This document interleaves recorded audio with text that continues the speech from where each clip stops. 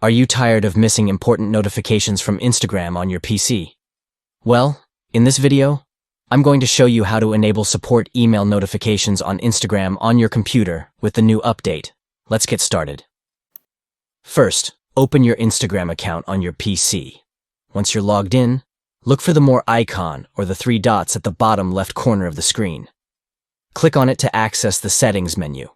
Next, click on Notifications from the list of options. This will take you to the Notifications settings page. Now look for the Emails Notifications section and click on it. Here, you will see different types of notifications that you can enable or disable via email. To enable Support Emails notifications, locate the Support Emails option and click on the switch to turn it on. This will ensure that you receive important notifications related to support and account activity directly to your email inbox. And that's it. You have successfully enabled support email notifications on Instagram on your PC. Now you can stay updated on all important activities happening on your account, even when you're not actively using Instagram. I hope this tutorial was helpful for you. If you have any questions or need further assistance, feel free to leave a comment below. And don't forget to like and subscribe for more useful tips and tricks. Thanks for watching.